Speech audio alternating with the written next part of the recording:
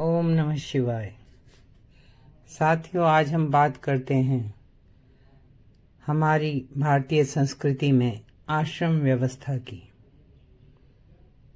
हमारे ऋषि मुनियों द्वारा बताई गई मानव जीवन के उच्चतम आदर्श प्राप्त करने की, खुद की खोज करने की आदर्श व्यवस्था आश्रम व्यवस्था है। मनुष्य जीवन के विभिन्न स्तरों के दायित्व और कर्तव्य अगर इस व्यवस्था के अनुसार माने जाएं तो आध्यात्मिक उन्नति हो पाएगी, ऐसा माना जाता था। यदि मानव की आयु 100 वर्ष की मान ली जाए तो यह वर्गीकरण 25-25 वर्षों का है। ब्रह्मचर्य, गृहस्थ, वानप्रस्थ और सन्यास।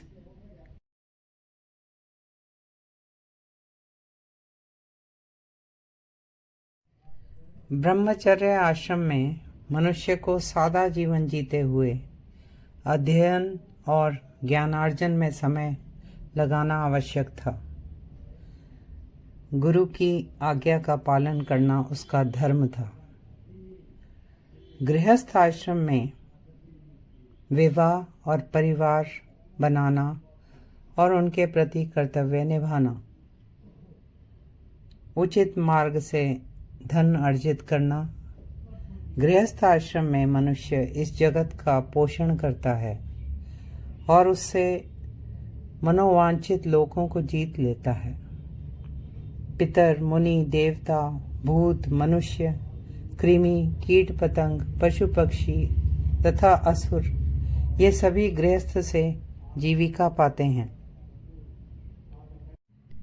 एक गृहस्थ को इनका पोषण अपने शरीर की तरह ही करना चाहिए ताकि वे गृहस्थ पर कल्याण की वर्षा कर सकें।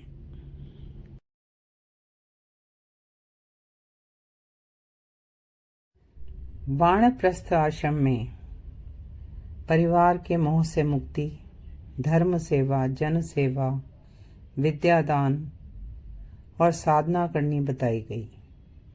मनुष्य अपने पापों की शुद्धि करे और आत्मा का उपकार करे।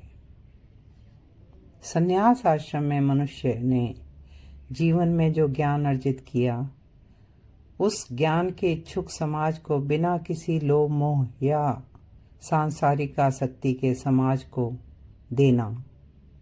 ब्रह्मचर्य का पालन करना, जितेंद्रियता, गतिशील रहना, आत्मज्ञान की इच्छा जगाए रखना। अब हम सभी लोग इन नियमों पर चल नहीं पा रहे और सामाजिक अव्यवस्था देखने को मिलती है।